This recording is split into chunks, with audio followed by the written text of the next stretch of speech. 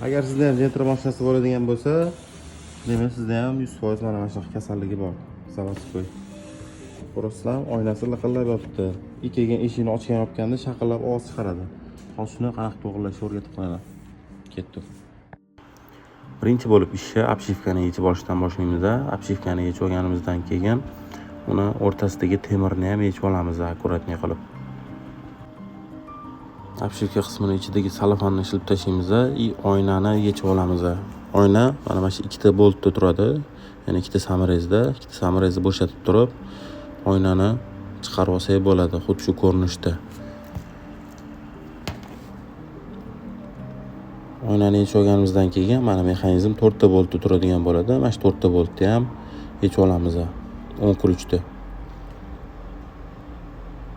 4 ta boltni yechib, mexanizmni itarsak, orqa tarafga tushadi mexanizm. Mana bu yerda teshigi ko'rasizlarmi? Ikkita teshik bor tepada, pastda ikkita teshik bor.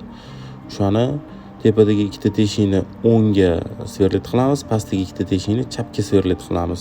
Kengaytiramiz, ya'ni sverlo yordamida yoki egov yordamida kengaytirsanglar ham bo'ladi. Mana ko'rayotganingizda mana shu o'ng tarafga qarab taqaymiz mexanizmni. Mana ko'rasizlarmi, sverlit qilib bo'ldik. O'ng tarafga taqaldi, past chap tarafga taqaldi. O'shani hisobiga oyna takansi o'ng tarafga taqalib turadi. Umuman kalla tashlamaydigan bo'ladi, ham mahkam turadi. Ma'lumotimiz foydali bo'lgan bo'lsa, bitta like bosib qo'yasizlar. Profilga obuna bo'lishingiz esdan chiqmasin. Bunaqa videolar xudo xolasa hali ko'p chiqadi.